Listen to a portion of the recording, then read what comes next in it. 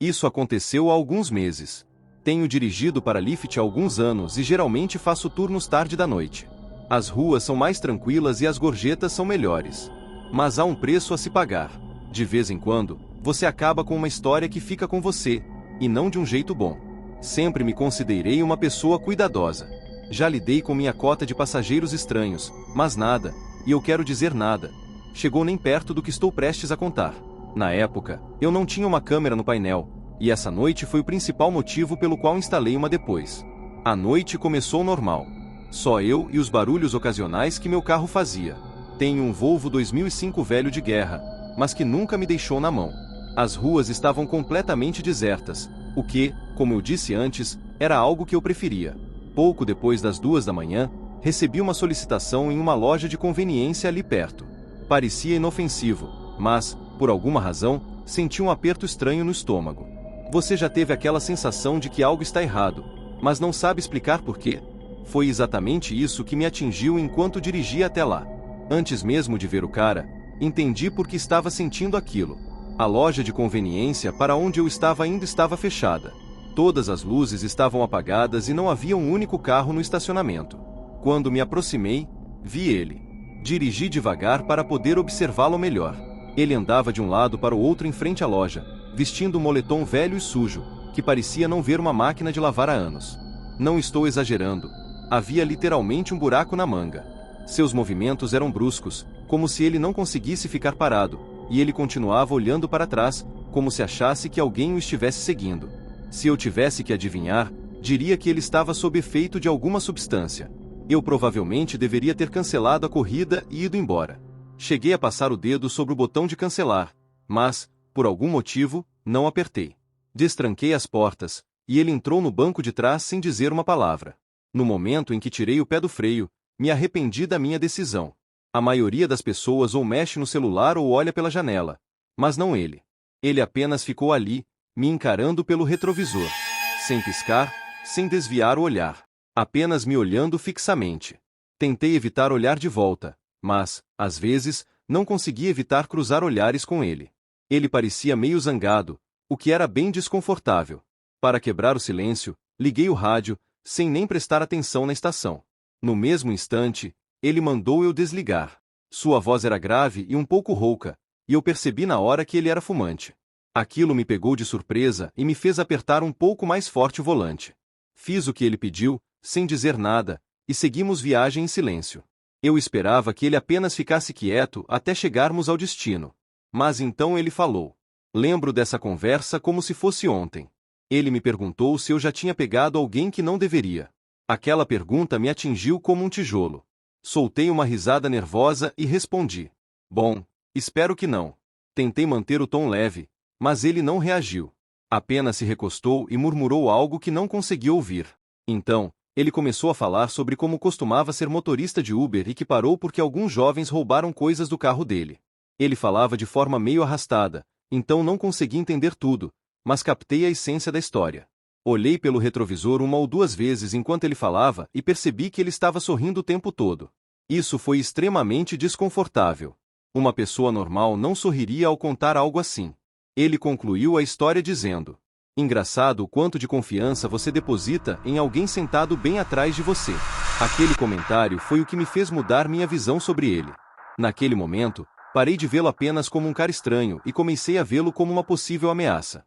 Infelizmente, não havia muito que eu pudesse fazer. Meu coração acelerou, minhas mãos suavam no volante, e eu só conseguia me concentrar no GPS, esperando que o destino chegasse logo.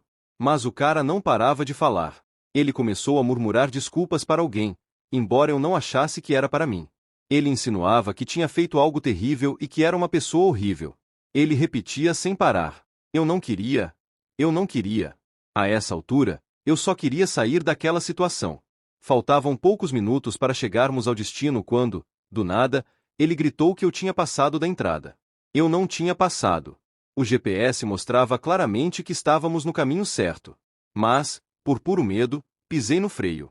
Ele exigiu que eu parasse o carro. Minhas mãos tremiam, mas obedeci. Assim que engatei o carro no estacionamento, vi luzes atrás de mim. Era um carro da polícia. Fiz uma prece silenciosa e observei enquanto o carro patrulha descia lentamente a rua, com o holofote iluminando meu veículo por um breve momento. O cara no banco de trás se jogou para baixo, tentando se esconder. Ele ficou quase deitado no banco, de olhos fechados. Tentei fingir que não vi nada e mantive minha respiração sob controle. Ele permaneceu naquela posição por um tempo desconfortável. Eu queria mandá-lo sair, mas achei melhor não. Depois de um tempo, ele ergueu a cabeça e me disse: "Você teve sorte." Antes que eu pudesse reagir, ele abriu a porta e desapareceu. Depois disso, encerrei meu turno mais cedo. Eu estava abalado demais para continuar dirigindo naquela noite. Algumas semanas depois, encontrei uma notícia no meu celular que me fez perceber o perigo que corri. De acordo com o artigo, uma loja de conveniência havia sido assaltada naquela noite, a apenas 2 quadras de onde eu peguei aquele passageiro. A simples ideia de que eu estava a poucos centímetros de um criminoso perigoso, que poderia ter me machucado se quisesse, me dá arrepios até hoje. Fico receoso de denunciar isso à polícia. Por motivos pessoais, prefiro evitar qualquer contato com a lei. Além disso, não sei se minha denúncia ajudaria em algo. De qualquer forma, agora sou muito mais cauteloso sobre quem deixo entrar no meu carro. Eu costumava viver na cidade. O estilo de vida urbano sempre foi algo que imaginei para mim. Não vou entrar em detalhes, mas, depois de uma experiência extremamente traumática, não conseguia mais suportar nem os menores ruídos. Comecei a odiar barulho no geral. Meu psiquiatra me disse que desenvolvi um caso raro de fonofobia. Sabe aquela sensação de formigamento que você sente quando o pé adormece? Era mais ou menos isso, mas no peito. Sempre presente, como se meu corpo estivesse se preparando para algo que nunca chegava. Cada buzina de carro ou porta batendo parecia um choque direto nos meus nervos. Eu não conseguia mais viver assim. Cerca de 3 anos atrás, encontrei uma cabana escondida no meio do noroeste do Pacífico. Não quero dizer exatamente onde, por razões que você logo entenderá, mas posso dizer que era em algum lugar do Oregon. Parecia perfeita. Poucos vizinhos, sem tráfego, quase sem sinal de celular. Mas o que realmente me conquistou foi o silêncio. Era apenas eu e a paz. Pela primeira vez em meses, achei que poderia finalmente me sentir seguro. A cabana em si era pequena, mas aconchegante. Para ser justo, era exatamente o que o anúncio prometia. Dava para perceber que foi construída para durar, com vigas de madeira grossas e uma lareira de pedra bem resistente. Quando entrei pela primeira vez, senti um cheiro de pinho e livros velhos. Sabe aquele aroma terroso que traz uma sensação de conforto? Tipo aqueles chalés rústicos em estâncias de esqui. O vizinho mais próximo ficava a cerca de 10 minutos de caminhada por uma trilha de terra estreita. Mas eu não o conheci logo de cara. Nos primeiros dias, apenas aproveitei o silêncio.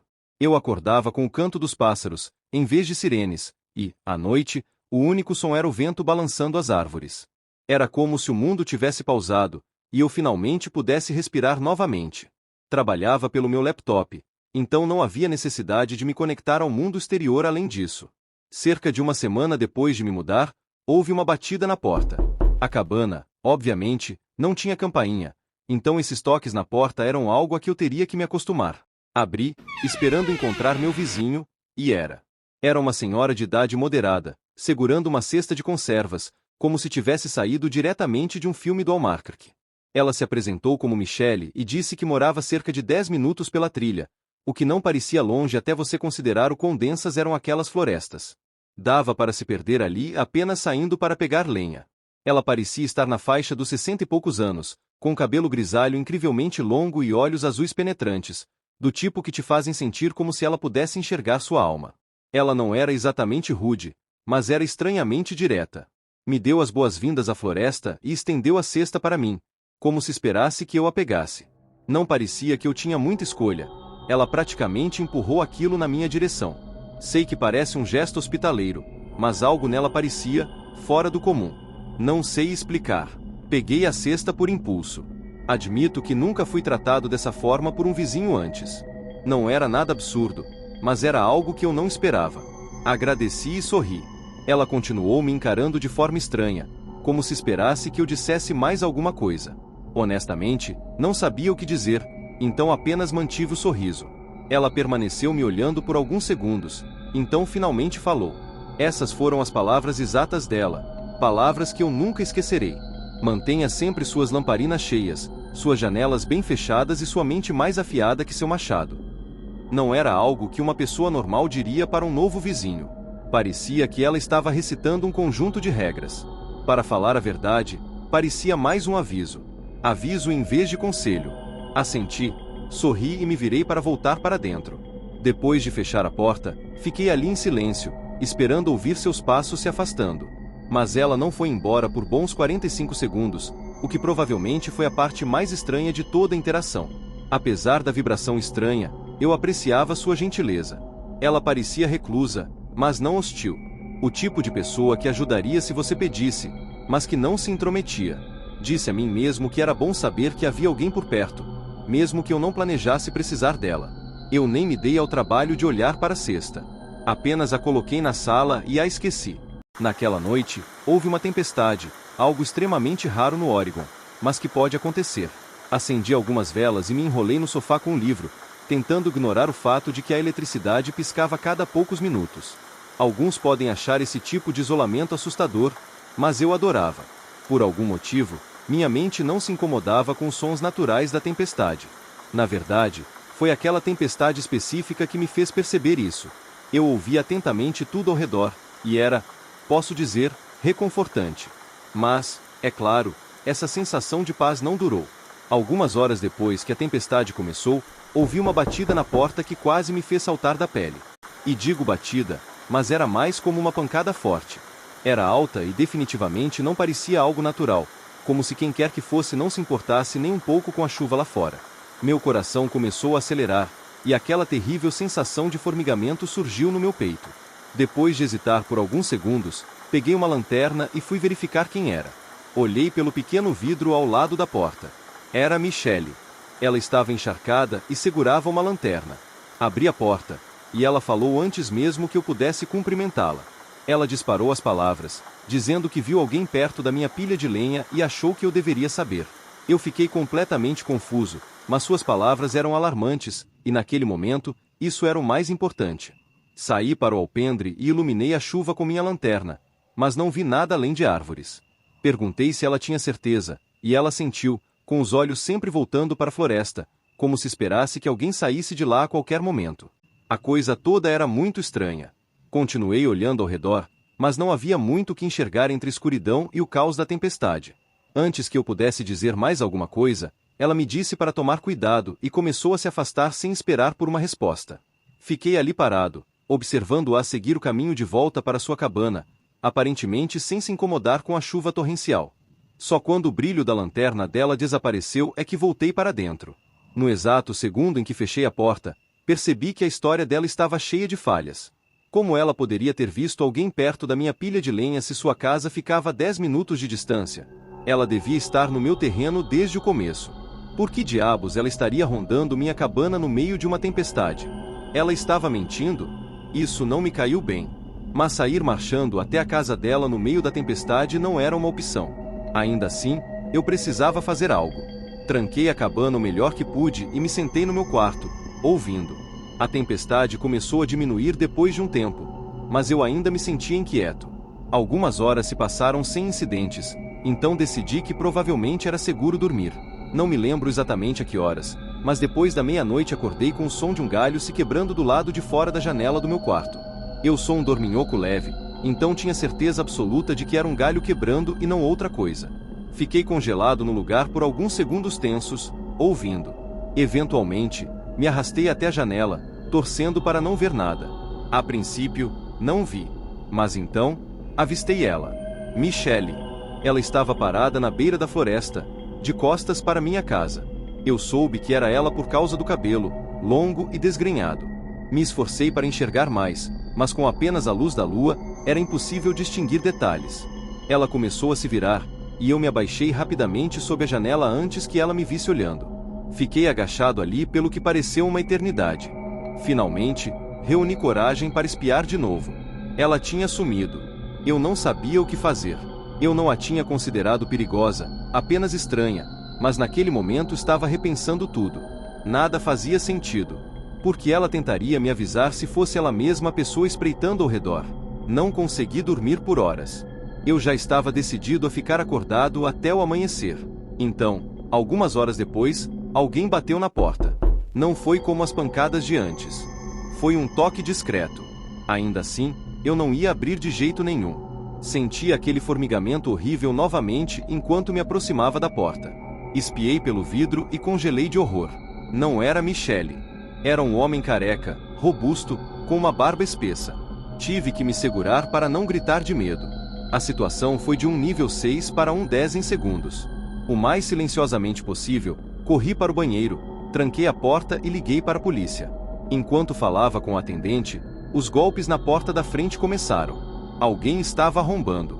A operadora me disse que a ajuda estava a caminho e que eu não deveria desligar. Fiquei ali, mais assustado do que jamais estive. Eventualmente, a porta da frente cedeu e caiu com um estrondo. Achei que ia morrer. O homem começou a quebrar coisas na minha cabana. Vidro estilhaçado, madeira rachando. Eu me encolhi, sem me atrever a fazer barulho. Felizmente, ele não me procurou, porque nunca ouvi passos fora da sala de estar. Então, de repente, tudo ficou em silêncio. A polícia chegou rápido, mas não rápido bastante. O homem já tinha sumido. Os policiais fizeram uma busca fraca na área e se recusaram a entrar na floresta. Pedi que me acompanhassem até a casa de Michele. Quando chegamos lá, fiquei chocado. A cabana estava abandonada. Os policiais confirmaram que ninguém morava lá há décadas. Eu implorei para que procurassem por invasores, mas eles disseram que não havia sinais de ocupação. Fiquei furioso. Eles foram embora, dizendo que morar na floresta era um risco que eu tinha escolhido. Obviamente, me mudei. Mas até hoje penso nisso. Meus amigos supersticiosos acham que Michele era um espírito tentando me proteger. Eu não acredito nisso. Acho que ela e aquele homem estavam vivendo naquela cabana abandonada. Mas por que me escolheram? E por que Michele tentaria me alertar se fazia parte disso? Acho que nunca vou saber. Se você chegou até aqui, muito obrigado por assistir.